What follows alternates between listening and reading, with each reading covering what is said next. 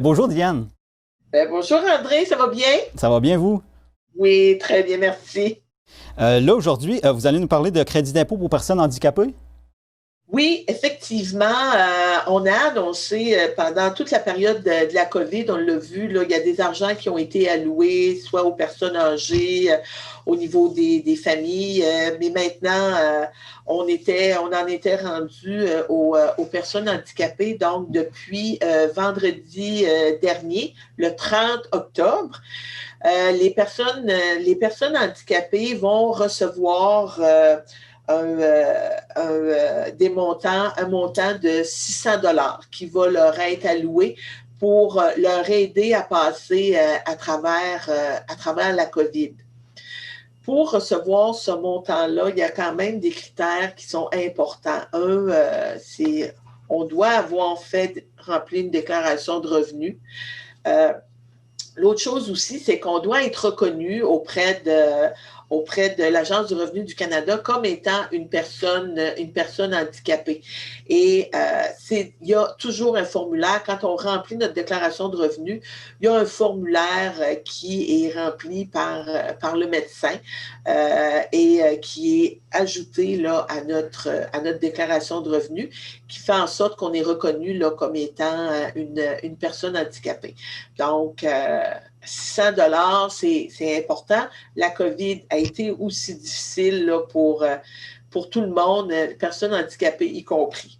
Fait que là, première étape, il faut que la déclaration ait été faite, là. Effectivement, il faut avoir fait sa déclaration de revenus. Si une personne est âgée, les personnes âgées qui sont handicapées, eux autres, ils ont-tu droit à ce crédit-là?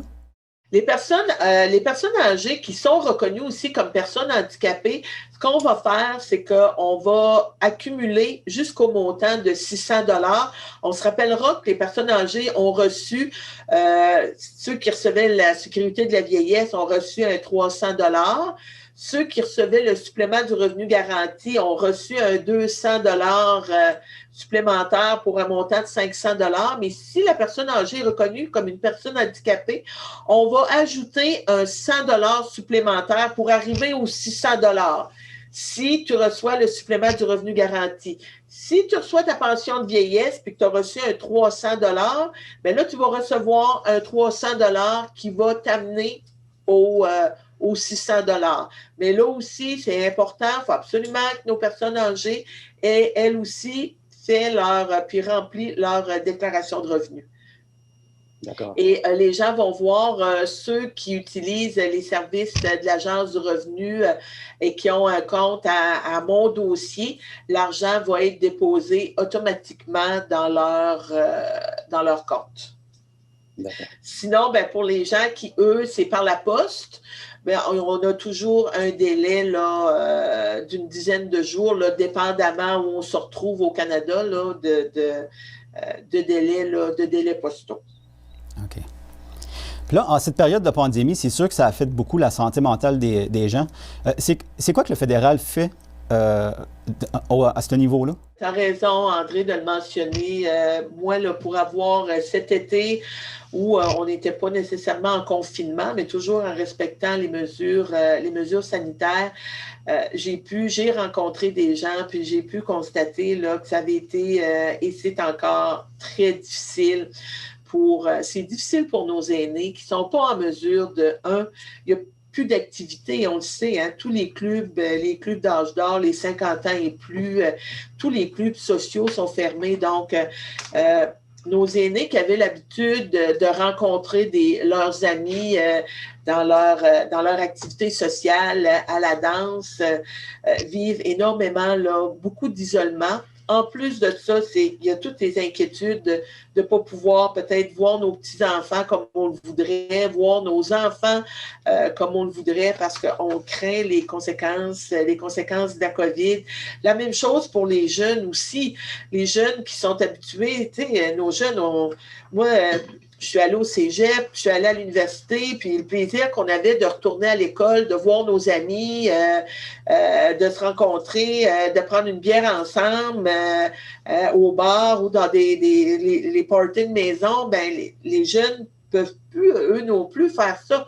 Tout est fermé. Ça fait que puis on se rend compte que c'est difficile moralement pour les gens de vivre là, tout cet isolement-là. On a beau avoir les moyens de communication qu'on a avec les tablettes électroniques, nos téléphones cellulaires, mais à un moment donné, là, on a besoin de voir le monde, on a comme besoin de se toucher, on a besoin de...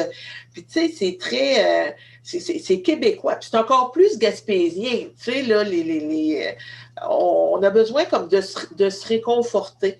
Donc, on voit là à quel point ça affecte les gens, là, comme on le disait au départ, au niveau de la santé mentale. Je peux vous dire qu'on a mis en place au niveau fédéral, on a un portail qui s'appelle Espace Mieux-être, où les gens peuvent aller sur ce site-là et c'est gratuit, c'est confidentiel, il y a des professionnels de la santé qui vont pouvoir nous aider, qui vont pouvoir nous écouter. On a aussi alloué des argents en santé vers les provinces. Donc, parce que la santé, c'est un champ, au départ, c'est un champ de compétences qui relève des provinces. Donc, c'est important que le fédéral et le provincial, là, on continue de travailler ensemble pour le mieux-être de la population. Mais honnêtement, là, j'encourage fortement les gens. On doit être sensible au monde qui est autour de nous autres. Ça fait qu'on peut s'appeler, on peut se faire des téléphones parce que c'est une responsabilité de tout le monde. Ça ne peut pas être juste une responsabilité du gouvernement, mais c'est vraiment là une responsabilité de tout le monde d'être sensible à mon voisin, d'être sensible à mes amis, d'être sensible à mes enfants. Fait que de pouvoir s'appeler, puis de pouvoir s'écouter, puis de pouvoir s'encourager, puis de pouvoir... tu sais, on peut continuer là, à se partager là, des bains. Tu sais, là, si je fais de la soupe, là, ben, je peux peut-être en faire un petit peu plus à un moment donné, puis partager avec quelqu'un d'autre. Mais de montrer aux gens là, qu'on est solidaires, qu'on se serre les coudes, puis qu'on se tient là, tout le monde ensemble. Ça va être la meilleure façon de nous aider à passer à travers cette période-là qui est, oui, c'est difficile, c'est vraiment difficile, puis on en a encore pour un petit bout, là.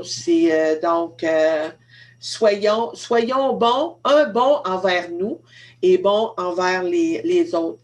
Allez marcher, sortez dehors, tu sais, moi je le fais, je vais marcher sur la plage, on est chanceux, on est en Gaspésie, donc profitons-en, aller marcher dans le bois, puis tu sais, puis on rencontre du monde, là. Mais puis les gens sont contents. Quand on se voit, on se parle, puis ça demande des nouvelles, puis comment ça va, puis c'est... fait que de prendre le temps là, de se supporter. Puis en terminant, c'est quoi votre dernier bilan trimestriel? Bien, ça aussi, pour moi, c'est un aspect qui est important, puis peut-être que ça fait suite à ce qu'on vient de se dire au niveau de santé mentale. Nos bureaux, comme je disais, moi, j'ai 4 bureaux ouverts dans le comté, New Richmond, Grande-Rivière, Sainte-Anne-des-Monts, les Îles-de-la-Madeleine, et j'ai aussi un bureau de député qui est à Ottawa. Et dans le dernier rapport des 3 derniers mois, là, on parle de juillet, août et septembre. Je peux vous dire qu'on a parlé et contacté près de 1600 commettants, des gens là, des Gaspésiens et des Madelinots, soit des gens qu'on a rencontrés en personne, des gens qui ont appelé ou des gens qui nous ont envoyé des courriels à nos bureaux, là, aux 4 bureaux de comté. Et les gens posaient beaucoup de questions sur les nouveaux programmes qu'on a mis en place. Donc, les entreprises aussi nous ont contactés pour avoir de l'information sur tous les programmes que le gouvernement met en place pour pouvoir supporter la population. Et en plus des appels dans le comté qu'on a reçus, je vous dirais, avec le bureau d'Ottawa, on rajoute 750 appels plus 9000 courriels. Puis tout le monde a été contacté. On transmet l'information aux gens. Si c'est pas le gouvernement fédéral qui le fait, on va s'assurer de donner la bonne information aux gens, les référer vers les ressources au provincial, pas laisser les gens là dans une zone grise en disant ah ben non, ça relève pas du fédéral, c'est le provincial. On va aller plus loin là pour vraiment s'assurer de pouvoir offrir un bon service à la population. C'est comme ça aussi, là, je vous parlais tantôt de santé mentale, on le voit avec les gens qui travaillent dans mes bureaux, puis vraiment là, je soulignerai jamais assez tout le travail qui est fait là, et comment les employés du bureau ont à cœur les Gaspésiens et les Gaspésiennes, puis les Madelinots et les Madeliniennes, de pouvoir bien répondre, puis de ne pas laisser notre monde tout seul. Donc, c'est important. Puis on a fait aussi, pendant l'été, comme je disais, on pouvait se promener un petit peu plus là, cet été. On a eu plusieurs ministres aussi qui sont venus sur le territoire. On a eu la ministre de l'Agriculture, Marie-Claude Bibeau. On a fait des Zooms aussi avec des ministres. On a eu la ministre Joly qui est venue. On a fait des Zooms, comme je disais, avec le ministre du Patrimoine, Stephen Guilbeault. On a fait des Zooms aussi avec le premier ministre, qui a contacté des médias dans notre comté, qui a aussi parlé avec des entreprises. On a même fait des annonces virtuelles parce que avant ça, on se déplaçait puis on faisait des annonces, tout le monde venait, mais là, on fait des annonces virtuelles, on fait des rencontres avec nos organismes du milieu en utilisant Zoom aussi. Donc, on maximise le plus possible tous les outils qui sont à notre disposition. Puis, soyez assurés que tous les gens de mon bureau et moi, on est ici pour servir la population puis bien desservir les citoyens. Fait que c'est important. On est tout le monde sur le même bateau puis on va avancer tout le monde ensemble là, pour le mieux de la population. C'est pas mal là ce qui se passe. Ça fait que je peux vous dire qu'on ne chôme pas. On travaille fort. Bien, merci beaucoup pour votre temps consacré à informer la population, parce que c'est ça, vous avez un horaire très, très chargé. Bien, bonne semaine à vous, puis bonne semaine à toute votre équipe. Merci beaucoup, puis on se reparle la semaine prochaine.